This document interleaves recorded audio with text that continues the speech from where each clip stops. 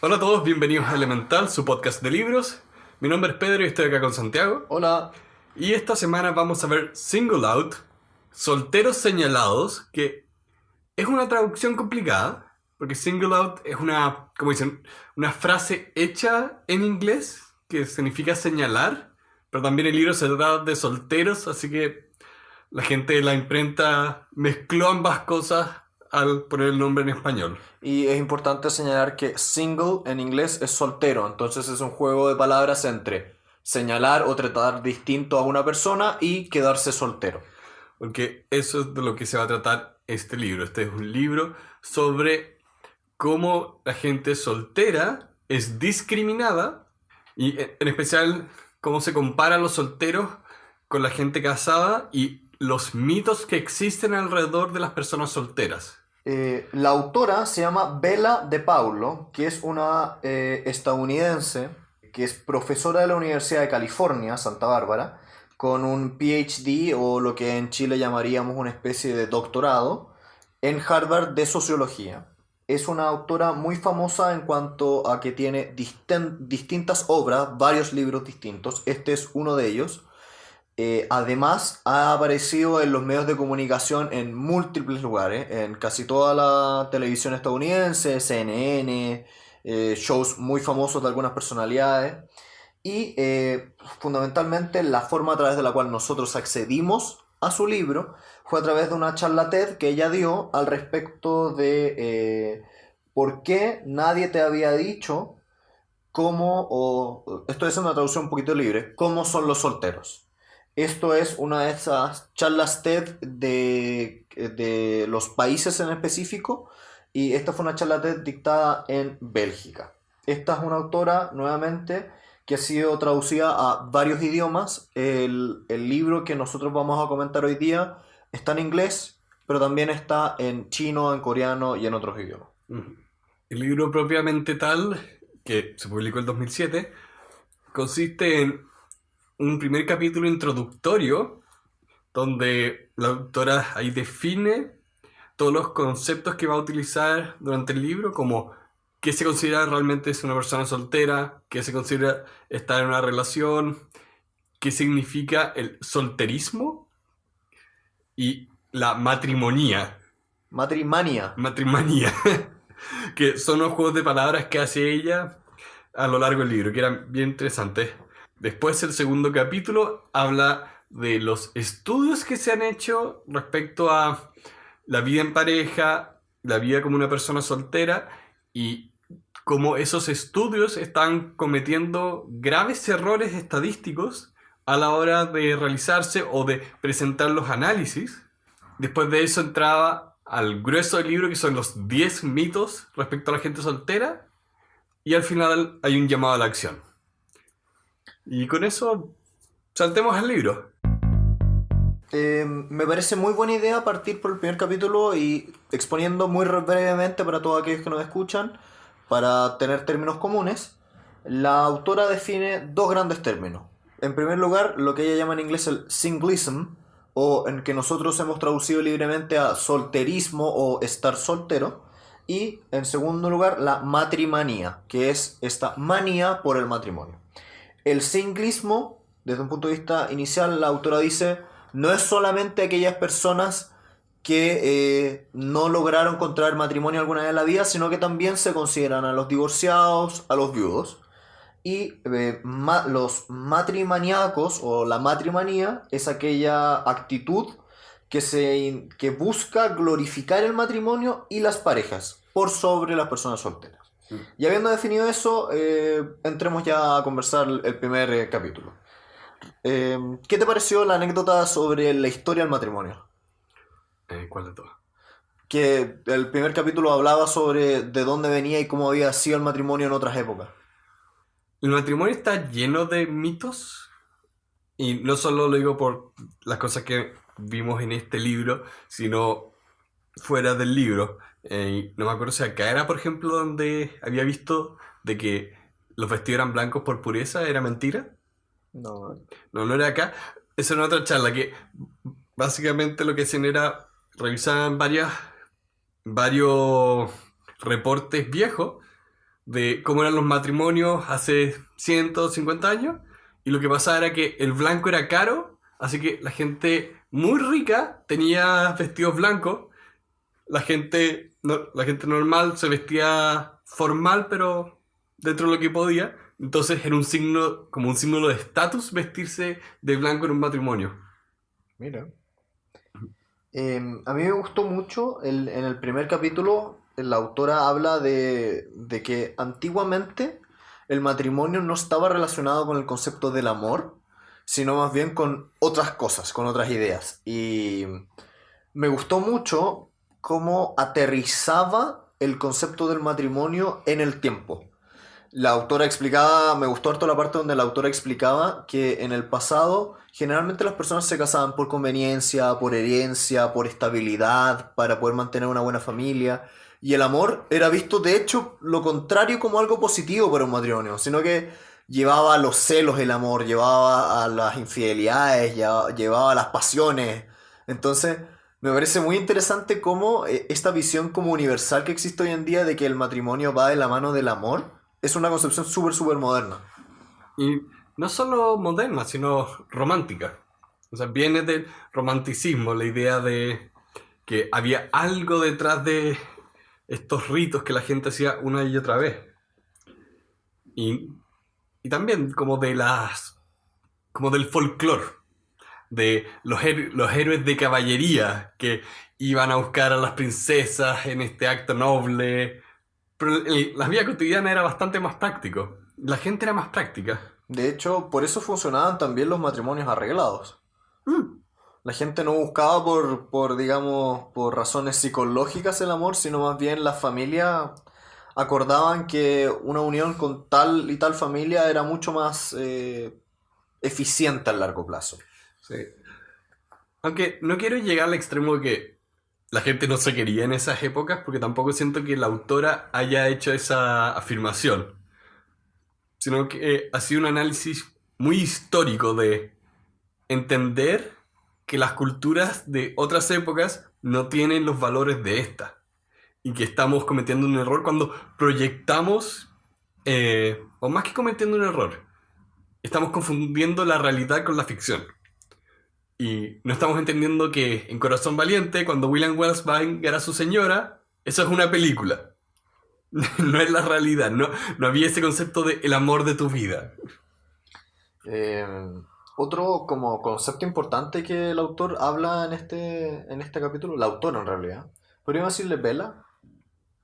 Así, No es necesario en Twilight. pero es que lo peor de todo es que creo que así, sí, está bien, es Bella. La Bella. Bella. Bueno, en fin.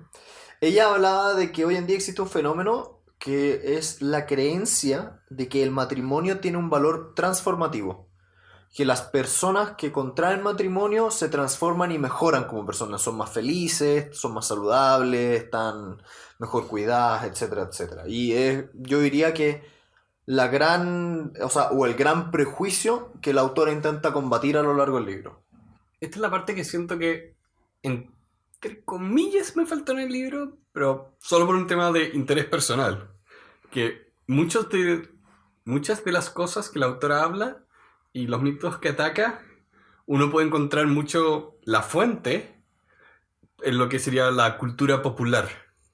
En la televisión que se consume, las películas que se consumen, las obras, todo ese tipo de cosas.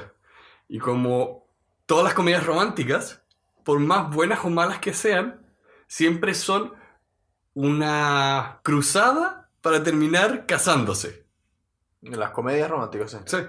Todas las comedias románticas es un hombre conoce a una mujer, una mujer conoce a un hombre, se enamoran, se pelean al final del segundo acto y se reconcilian en un escape, persecución, algo por el estilo.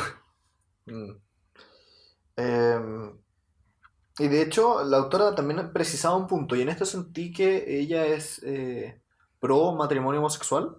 Ah, sí. Porque también decía ya, existe este prejuicio de que el matrimonio es transformativo, y además existe un prejuicio de que el matrimonio que es transformativo es aquel entre un hombre y una mujer. Y un poco más adelante, a principios del segundo capítulo, da una frase que me encantó, y que decía, si el matrimonio es tan poderoso ¿por qué los gays y las lesbianas no deben tener acceso a él? Por tradición. No, lo encontré notable porque me hace mucho sentido en nuestras culturas, por lo menos en Chile, existe ¿cómo decirlo? Mucha fuerza de la idea de la familia, del matrimonio, Y como algo muy bondadoso y algo que todos queremos. Y hasta nuestra constitución define el matrimonio de una manera muy tradicional. O sea, nuestro código civil lo define, pero sí. Tú eres el abogado. Yo trato de acordarme las cosas que a veces dices. Ya. Pero bueno, entonces me gusta mucho la idea de que qué curiosa esta contradicción que existe entre esta cultura que exalta tanto la idea del matrimonio, pero la reserva solamente para algunos. Me gustó ese punto. Va un poco de la mano con la idea de que el matrimonio es algo mágico y es algo que existe por sobre las leyes. Entonces tiene que cuidarse y santificarse y no tocarse. Es esta posición binaria de blanco y negro. O el matrimonio es intocable o se arruinó. No existe una gama de opciones para la gente, porque acá es donde la autora reconoce cómo es que hay una discriminación para la gente soltera dentro de un enfoque legal y económico. Sí, que es uno de los mitos que al final del día intenta refutar más adelante. Pero acá lo dice, hay leyes y hay derechos exclusivos para gente que vive en matrimonio. Lo cual es discriminatorio. Sí. Claro. Especialmente pasa harto después con los temas de herencia. Uno puede encontrar muchos casos famosos donde, especialmente en casos de gente homosexual, donde tenías una pareja que ya había vivido 50 años juntos, uno de los dos se muere y viene la familia y se lleva la plata. El dinero, sí. Bueno, en este capítulo introductorio, la autora habla del primer gran tema que es esta como esta fuente transformativa que es el matrimonio. Y el segundo como gran elemento que pone sobre la mesa la autora es: para los solteros existen una serie de estereotipos y prejuicios que no se tienen con las personas que han contraído matrimonio y que llevan derechamente a una discriminación. Por eso la palabra que ella utiliza es singlism o solterismo y lo relaciona con el racismo o racism. Racism, bla, bla. En fin, el punto es, dice, no al mismo grado, pero existe discriminación en contra de los solteros. Y da varios ejemplos acá de pequeñas cosas del día a día que la gente asume de ti.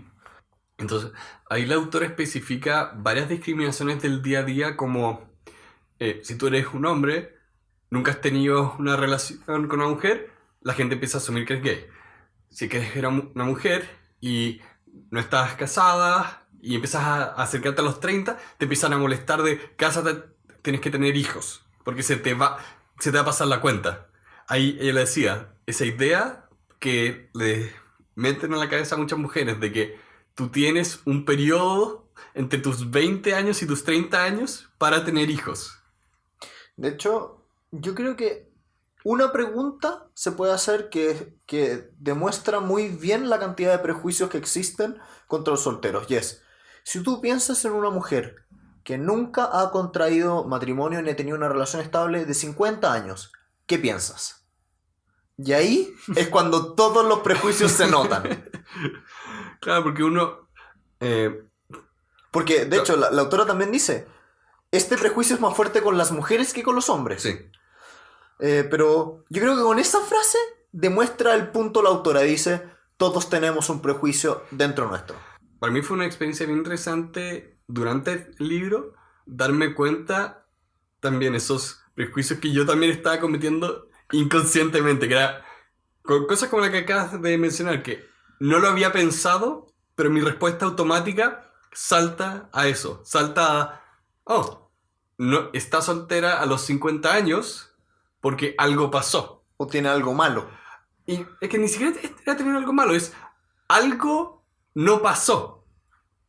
Eh, el lenguaje ahí jugaba un papel bien interesante, pero eso lo vemos más adelante, sigamos. En el capítulo segundo, la autora pone en tela de juicio la gran mayoría de las investigaciones y estudios que existen a propósito del matrimonio y su efecto. Y a mí me gustó mucho la primera distinción o primera precisión que ella hace al decir que cuando los estudios separan a las personas entre solteros y personas en matrimonio, suelen descartar por alguna razón a aquellas personas que tuvieron matrimonio y dejaron de tenerlo, a los viudos, a los divorciados. Entonces, la gran mayoría de esos estudios dejan fuera de su muestra a gran parte de la población para efectos de intentar dar resultados. Por lo tanto, dicen, aquellas personas que contraen matrimonio, este resultado. Pero olvidan decir que aquellas personas que contrajeron matrimonio de la misma manera, pero se divorciaron, quedaron viudos, los resultados son diversos. Entonces, igual me gustó mucho ese punto.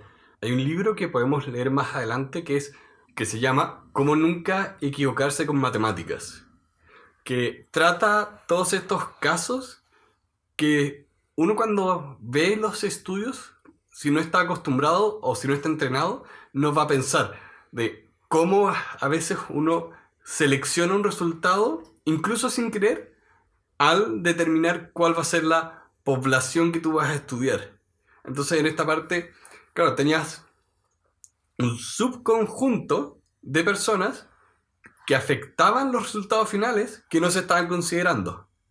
Y eso era también en diversos estudios que ella da de ejemplo, que a veces no se considera un tipo de soltero, otro tipo de soltero, las edades, hay muchas variables que es importante considerar.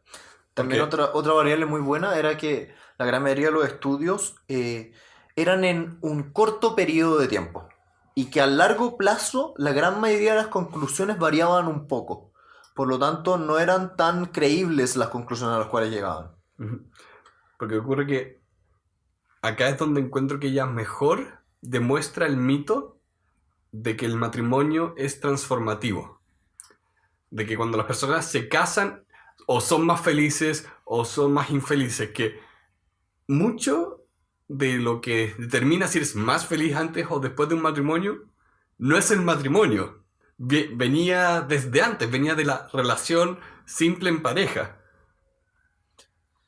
Muy de acuerdo, en el sentido de que ahora vamos a revisar los mitos, pero la autora dice, si es que el matrimonio tuviese este valor transformativo, ¿qué pasa con la transformación de todas aquellas personas que, por ejemplo, enviudaron? ¿Dejaron de estar transformadas? ¿O qué pasa con las personas que después de un tiempo de haber contraído matrimonio pierden los efectos? ¿Que el efecto dura un tiempo?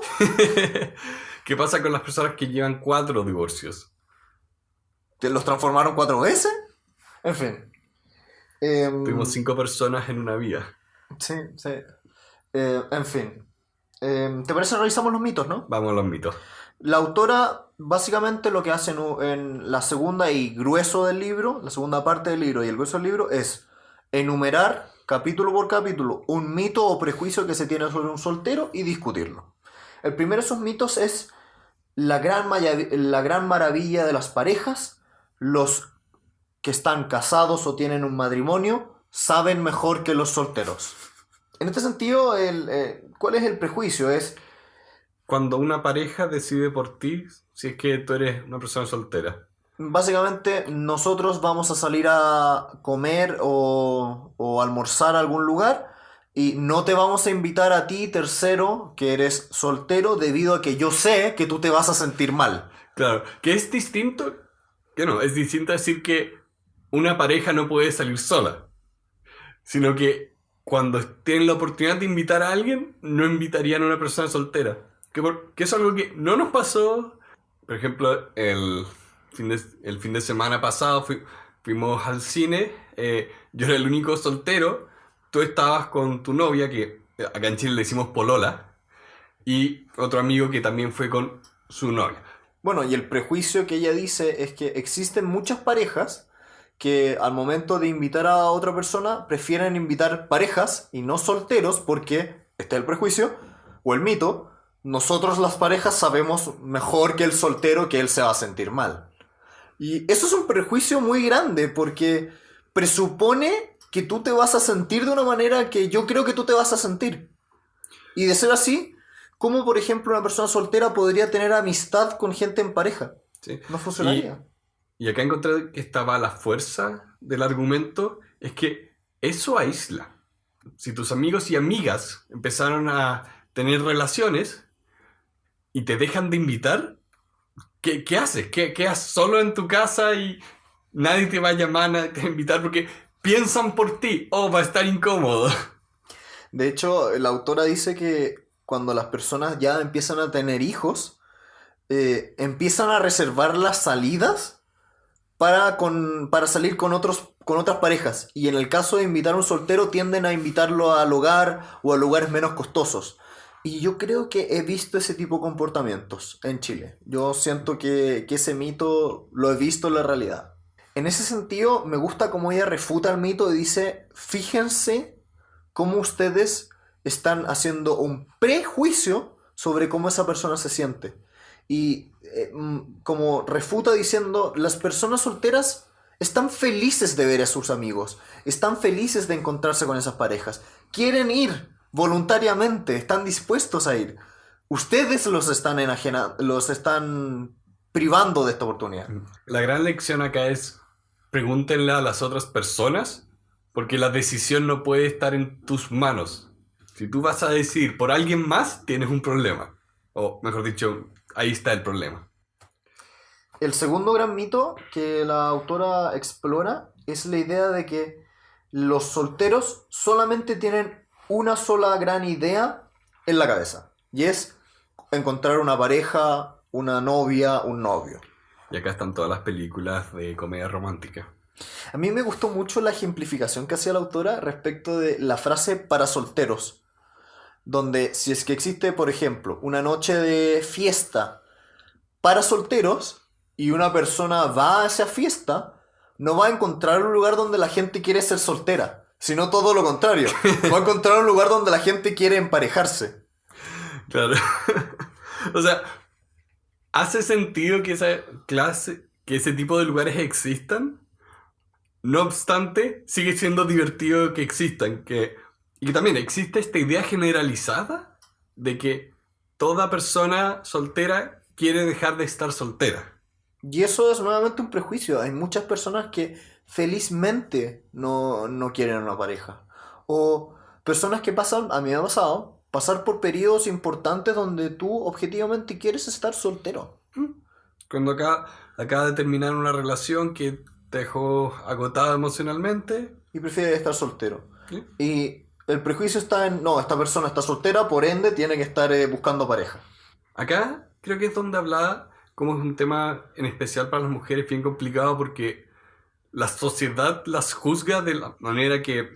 Esto es un complejo que se llama de Madonna Whore, que es o la mujer es un símbolo de virtud y belleza y es intocable, o es una prostituta. Que, de nuevo, dos posiciones binarias, no puede... Y acá lo que hablaba la autora de cómo cómo a las mujeres se les dice o no está teniendo sexo o está teniendo todo el sexo y es una puta. Sí, y lo cual es un absoluto y completo prejuicio. Y es un mito, porque nuevamente, que una persona esté soltera no implica que quiera emparejarse. Mm.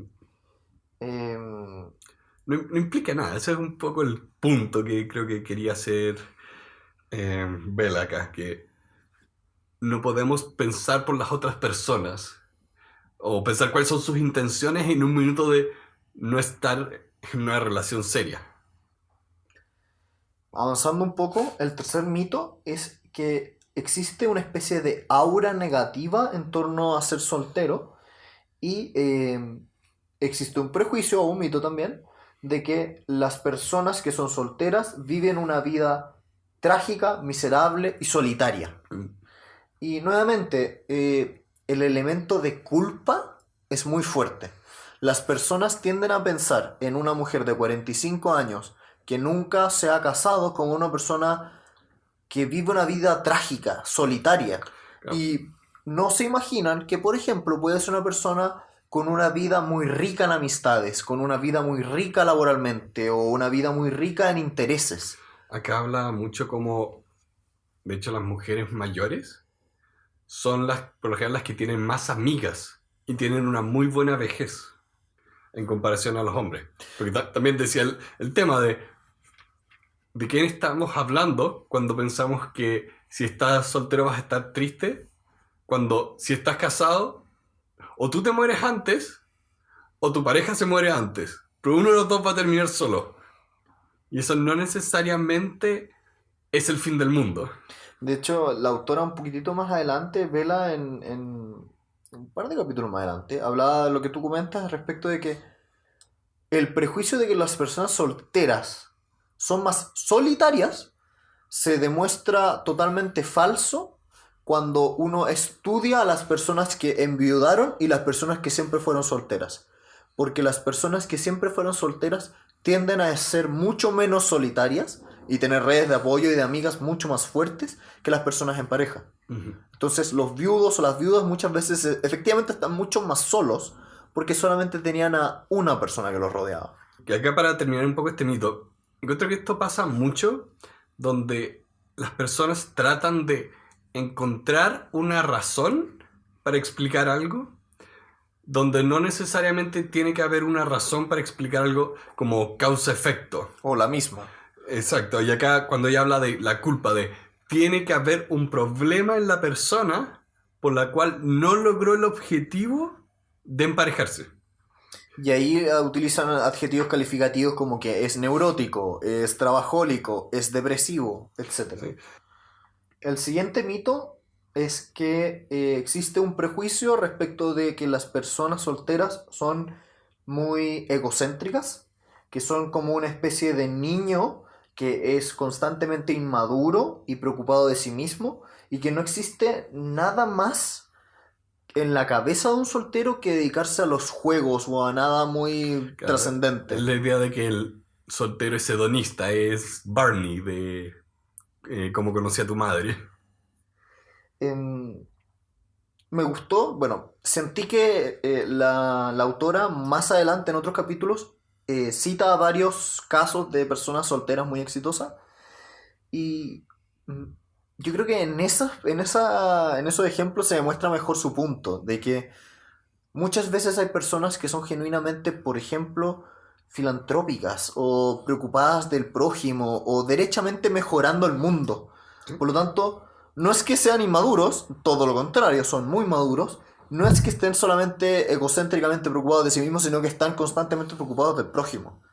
Y curiosamente, son muchas veces más inmaduros las personas que han contraído matrimonio que aquellas que no.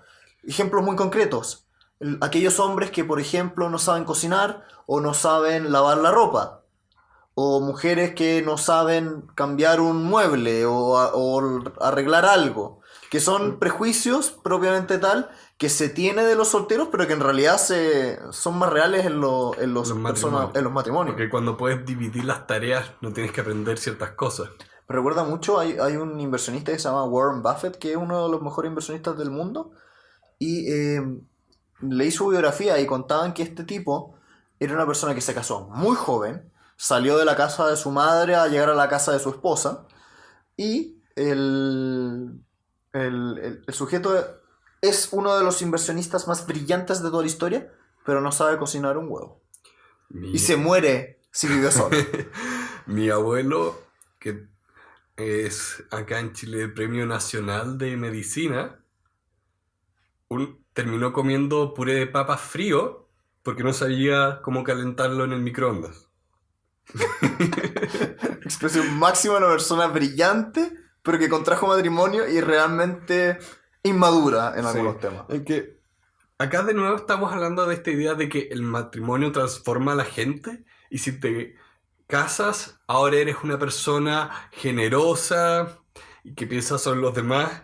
Y acá me da mucha risa cuando decía, ok, ¿cómo ocurre que las personas solteras son estereotipadas de egoístas cuando las personas que se casan tienen toda una ceremonia dedicada a ellos. De hecho, yo en eso diferí un poco con el extremo al cual llega la autora, Pero me dio mucha risa igual. pero objetivamente en esta parte la autora hace una sátira o una crítica muy ácida al matrimonio y al rito del matrimonio.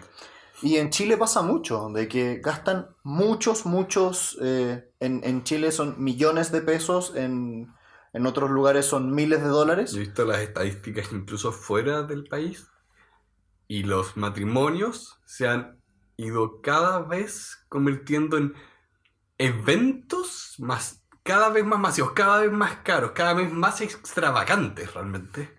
En esta parte yo sentí que la autora pecaba un poco de sentimentalismo o en algún sentido sentí que a ella alguien le hizo algo porque la forma en que escribió esta parte la sentí como muy personal, como si estuviera enojada por alguien que le hizo algo y estaba diciendo todas aquellas cosas malas de esa persona. O sea, si vamos a criticar un poco la escritura del libro, ella usa muchos ejemplos muy anecdóticos, muy personales, que realmente me hacen pensar que, Bella, ¿estás bien? ¿Quieres tomar un té?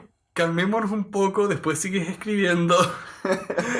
Y ya, me estoy burlando de la autora, pero ese era el tono que daba en algunas partes. Sí, a grandes rasgos el libro está muy bien escrito, es bastante riguroso, pone varios estudios en muchas partes, pero hay ciertos párrafos que son, digamos, se notan muy sensoriales, muy sentimentales. Ujú. Y me hubiera gustado un pelito más de objetividad, de manera a darle más fuerza a su argumento, pero más allá O de eso. quizá que haya creado la experiencia sensorial con una mejor intención o de mejor manera, porque tú puedes crear esos momentos que son viscerales, que son de siente emociones, siente mi enojo o mi tristeza, pero acá era un poco Innecesario. innecesario. Sí. Sobran en este libro. En fin, no nos peguemos tanto en eso. En esta parte, en el quinto mito, la autora se refiere específicamente a las mujeres solteras. Y el mito es, mujer, a ti tu trabajo nunca te va a querer de vuelta y además vas a quedar infértil o no vas a poder tener hijos. Y, también, no vas a obtener nada de sexo o bien vas a ser muy promiscua. Ese es el mito. Y, bueno, esto lo hablábamos un poco antes, que es cómo la sociedad pone este peso sobre las mujeres en cuanto a cómo tienen que comportarse, qué se espera de ellas, y cómo realmente es algo automático de, espera, ¿cómo que no quieres tener hijos? ¿Por qué no quieres tener guagua? Hijo. ¿Por qué no quieres tener hijos? ¿Qué pasa? La decisión, y esto es algo que me molesta a nivel personal, de las decisiones se esperan de uno, entonces pierden valor. Es como, si tú no decidiste tener hijos, no es tan fuerte como decidir tener hijos. Como, esto no es algo que tengo que hacer, es algo que escojo hacer. Quizás en la práctica no haya mucha diferencia, pero es importante al final del día para las personas y para las personas que deciden que no. Es interesante este punto porque yo siento que la mayor cantidad de prejuicios existen contra las mujeres solteras, no tanto los hombres. No. Y en ese sentido, todas aquellas personas, mujeres, que son muy exitosas en el trabajo, en las áreas laborales en general, tienden a tener este prejuicio en torno a ellas de que, si es una mujer exitosa, por lo tanto tiene problemas de relaciones humanas, o no va a encontrar novio o pareja. Bueno, eso también. Voy a estar hablando de comedias románticas todo el día, porque esos son los arquetipos que usan esas películas de el trabajólico, trabajólica, el artista. Y como la persona tiene que dejar de pensar solo en el éxito laboral y ir al amor. Y a las mujeres se les exige mucho, en ese sentido de... No, se les exige mucho. Por eso creo que esta parte del libro es muy importante que lo lean mujeres, porque yo me acuerdo de una conversación con tus hermanas cuando hablamos de cómo acá tenemos a nivel cultural la idea de que el hombre sale a la conquista, pero la mujer es la que tiene la decisión. Pero mientras más pienso eso, igual tengo un problema, porque la idea de que una mujer no puede salir a la conquista y de que, si se queda, imagínate esto, bajo ese dicho, Ujú. como la mujer solo puede tomar la decisión de decir sí o no a una proposición, su actitud es pasiva ante todas las otras cosas. Por lo tanto, va a estar esperando a que las cosas pasen alrededor. Y yo con eso tengo un problema. Y por eso también me encanta este capítulo, de que no es así la cosa. Puedes encontrar tu espacio que no emparejándote y también teniendo una vida sexual activa, que no significa que eres promiscua. Sí, de hecho, la autora dice, existe la idea de que o la mujer es completamente promiscua o derechamente no tiene absolutamente nada. Y eso es falso. Las personas pueden tener relaciones de carácter físico, estables, razonables en cuanto a sus necesidades, y no por eso tienen que ser o no obtener nada o obtener infinito. Sí. Y hablando de nada infinito, el siguiente mito, el sexto, es ahora sobre los hombres solteros, que es... Y respecto a los hombres solteros hay dos grandes arquetipos. O por un lado, eres una persona promiscua, irresponsable o derechamente bordeando en la criminalidad, o bien eres una persona sexy, frívola e incluso gay. Entonces están estos dos extremos de que... caricaturas, Sí, básicamente. sí. Y pasa harto también que, como decía antes, el ejemplo de Barney, de cómo conocí a tu madre, que es un poco ese estereotipo de sexy, frívolo, soltero, que vive en una búsqueda constante de parejas con las que se quiere acostar, pero no necesariamente quedar. Y también está el prejuicio de que una persona soltera, hombre, tiene miedo al compromiso. ¿Mm? Cuando en realidad puede que no tenga miedo al compromiso, sino que derechamente no quiera tener una pareja. O a veces es un tema de no he encontrado una persona. ¿Sí? Hay muchas razones por las cuales uno puede estar soltero que no tienen nada que ver con lo que la gente presupone de ti. Y la autora dice, también se cree que las personas solteras son las que tienen la mayor cantidad de adicciones, son las más alcohólicas, las más drogadictas. Y los estudios, de hecho, que ella propone, dicen en realidad son las personas divorciadas Sí. las que tienen más estas O características. sea, una estadística real es que los hombres somos los que peor reaccionamos al término de una relación. Y tenemos las tasas de suicidio más altas después de un divorcio. Ya. Ciencia. Vamos al siguiente, que yo encontré muy, muy interesante. El siguiente mito es respecto de los padres solteros, ya sean padre o madre. Ujú.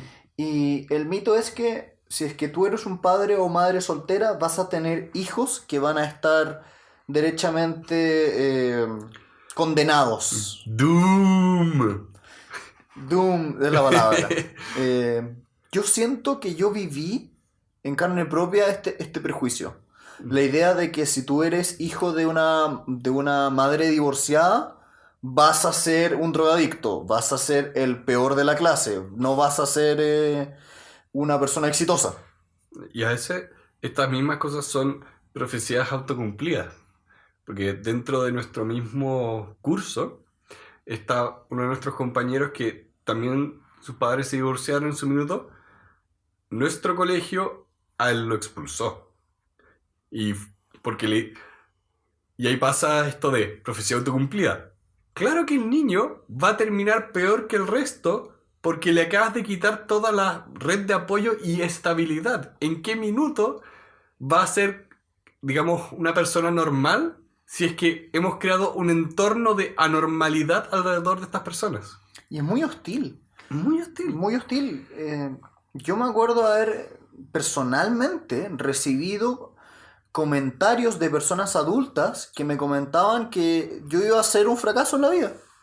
Y no había nada más placentero que al final de los años ganarme el premio al mejor de la promoción y cuando recibía el premio, yo miraba entre el público a esta persona. Siempre pasó todos los años lo mismo, y esa persona que me había dicho eso, fue una maravilla que se sentara siempre en el mismo lugar. En fin, detalles. Deberías mandarle una canasta de flores uno de estos días. Qué divertido, porque suena como vengativo, pero aunque suena vengativo, me sirvió mucho en su minuto como para empujar. La mejor venganza del éxito. Todo el mundo te dice, vas a ser un fracaso, y el éxito es la mejor forma de quedarte tranquilo y feliz. Sí.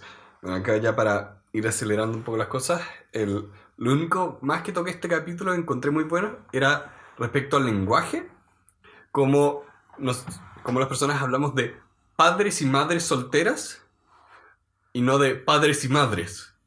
O más específicamente, si hacemos la distinción de una persona soltera a casada, ¿por qué no hablamos también de padres y madres casados? Y no simplemente padres. Claro. ¿Por qué la regla general de un padre es estar casado? Siendo que estadísticamente, de hecho, ya no es así. No, entonces, por lo menos yo lo tomé de, si hay que hacer una distinción, hay que hacerlo para ambas partes, porque ya no puedes asumir que una es la normal. Tienes que hacer siempre la distinción. Avanzando, en el siguiente mito, la autora Bella dice: qué lástima que eres soltero porque estás incompleto. No tienes a nadie y no tienes una vida. Eso es un prejuicio enorme. Y sí, yo diría muy, muy, muy, muy normal. ¿Cómo creer que una persona por estar soltera no está sola?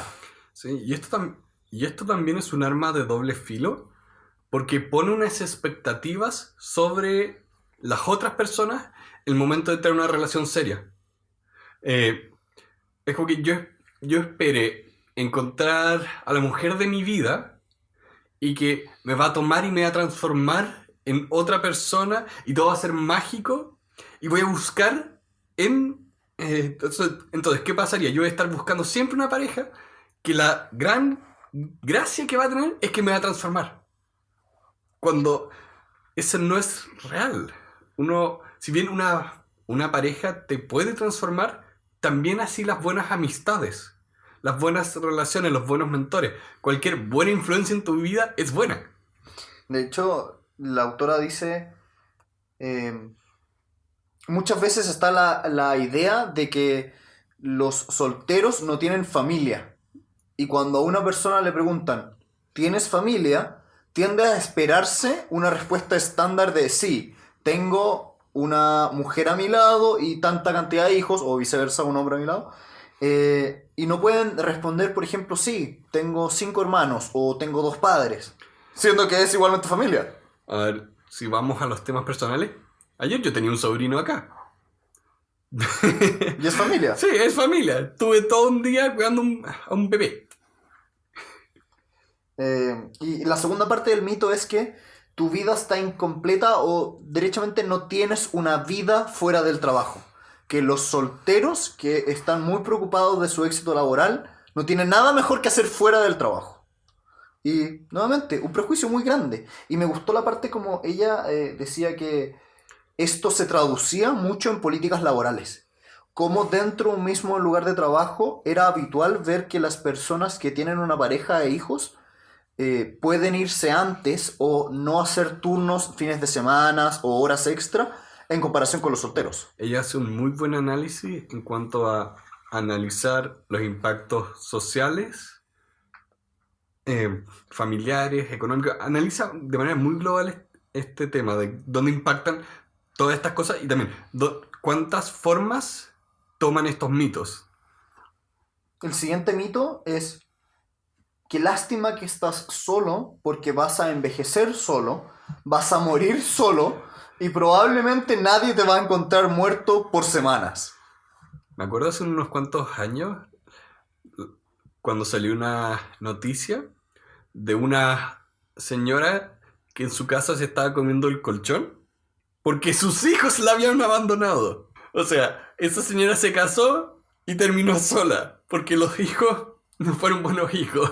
De hecho, yo he visto tantos casos de personas que han contraído matrimonio y que eran derechamente malos padres y se quedan viudos y nadie nunca más los fue a ver. No, porque Y derechamente se quedaron solos. no cultivaron relaciones. Y también todos nacemos y morimos solos. Ya te pusiste kantiano. Sartre. Sartre, perdón. Qué vergüenza que acabo de decir. Borren eso, no escucharon nada. Bueno, y el prejuicio es falso, porque la gran mayoría de las personas que fueron solteras toda su vida hicieron redes de apoyo lo suficientemente buenas como para no quedarse solas al final de sus días. Claro. Y finalmente, el último gran mito es que existen valores familiares que ameritan tener beneficios, regalos, garantías, ventajas, etc. Sí.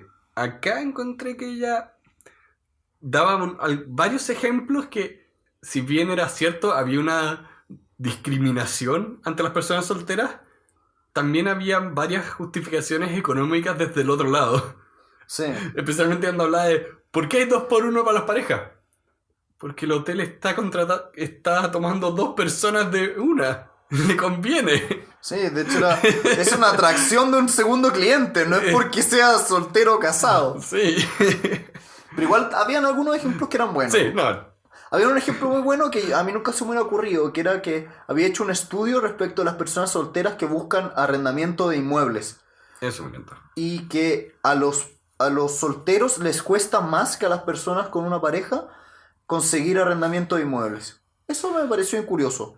Y también que los inmuebles mismos están construidos pensando en vida, a que tú vas a llegar casado, vas a tener un hijo o hija y vas a tener una familia que va a ir creciendo. Cuando perfectamente puedes tener quizá una casa o departamento más pequeño y pensado en esto, en que quieres tener una pieza para la cama, quizá un estudio, donde puedes tener una librería, así, el lugar de trabajo, y el resto de las piezas pueden ser de uso social. Porque también, lo que hemos visto antes, la gente soltera es social, invita a gente, es agradable tener una habitación principal pensada en invitar amigos.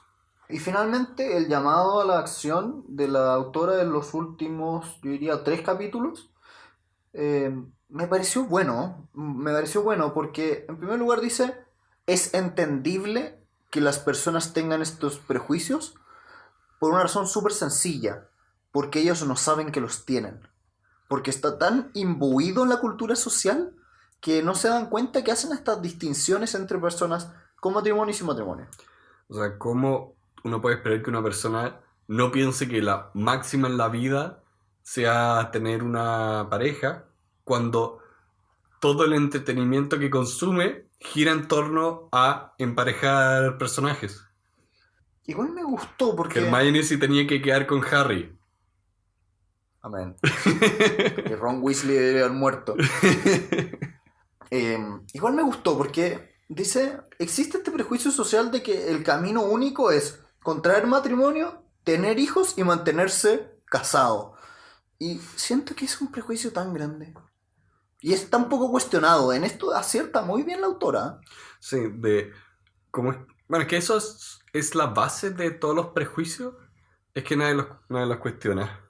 Y finalmente la autora cierra el libro llamando a la acción y diciendo: tomen conciencia de estos prejuicios, cambiemos las políticas, mantengamos igualdad para todos. Sí. El llamado a la acción tiene este elemento legislativo muy fuerte, porque es importante que realmente las leyes sean para todos y no hacer distinciones tan arbitrarias, que eso es lo importante. No solo hacer distinciones por corregir un mal, sino que por arbitrariedad o por tradición. Derechamente discriminaciones positivas. En fin, ¿qué te pareció el libro? Encontré que estuvo bien. Creo que esta conversación la disfruté más que el libro. El libro se me hizo largo. Y no tengo grandes críticas que agregar. Pero encontré que estaba... Ok, bien. Fue agradable, pero no espectacular. Y no por el tema, sino por el largo y la forma en que está escrito. Encontré que deambulaba un poco en varias partes. A mí me gustó el libro en sus premisas. Sentí que pecaba mucho de ejemplos medios banales. Sentí que habían muchos ejemplos que ya demuestran el punto, pero eran tal vez innecesarios. Siento que había mucho relleno. Mm. Los mitos me encantaron. Los encontré muy ciertos, muy certeros. El inicio y la conclusión muy bien hiladas. Tal vez el ritmo es lo que falló. Se hacía excesivamente largo. Sí. Si yo tuviera que poner una nota del 1 al 10, yo me quedo con un 7. Me quedo tranquilo porque es un buen libro, tiene buenas premisas. La forma en que está escrito no me gustó mucho, la evidencia un poco anecdótica en muchas partes.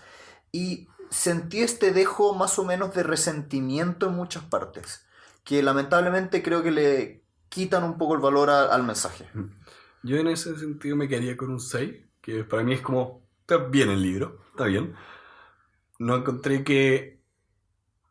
A ver, encontré que las ideas centrales eran buenas y eran fuertes, pero acá para mí había un tema de agregar por subtracción.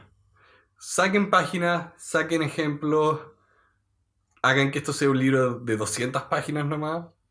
Son 260 y tantas. Sí, y que sea más condensado, porque como está ahora, hizo algo que disfruté mucho las ideas y discutir las ideas acá, no tanto así leer el libro. Y eso habla mucho del libro. Sí, sí, Si te gusta más hablar de las ideas que del libro propiamente tal, habla del sí. libro. Y se lo recomiendo a todos los solteros y solteras que están allá afuera escuchándonos.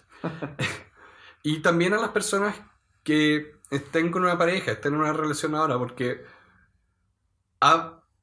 los criterios que ya ponen los mitos incluso hablan de una sana vida en pareja también. Porque no puedes tú esperar que la otra persona te transforme y que sea mágica. Estás hablando de seres humanos con seres humanos, monitos con monitos. Yo estoy de acuerdo con la recomendación. De hecho, incluso yo se lo recomendaría más a personas en pareja que a solteros. Porque los mitos sobre todo atacan el pensamiento de las personas en pareja. Por lo tanto, si eres un soltero y tienes un par de amigos en pareja, buen regalo. Un buen regalo para esta Navidad. Así que gracias a todos por escucharnos una vez más. Que tengan una muy buena semana. Y nos vemos la próxima semana.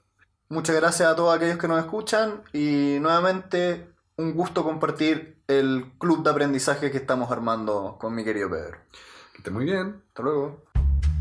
Muchas gracias a todos por acompañarnos una vez más en este club de aprendizaje. Para estar al día pueden seguirnos en las 3 redes sociales, Facebook, Instagram y Twitter, donde podrán encontrar noticias y citas a los libros que leemos. Los invitamos a compartir con todos sus amigos este episodio para difundir sus ideas y hacer de este un mundo mejor. Les pedimos que nos dejen sus comentarios y opiniones en nuestras redes sociales y en particular las aplicaciones Apple Podcasts y Overcast si están en iPhone y Podbean y Stitcher si es que están en Android. Finalmente, los invitamos a suscribirse a nuestra comunidad en la aplicación de su preferencia.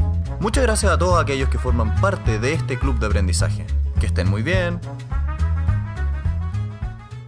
El siguiente mito se refiere específicamente a las mujeres solteras. Y el mito es que, en primer lugar, la persona mujer soltera nunca va a sentir que su amor bla, bla, bla, lo dijo al revés. Ya.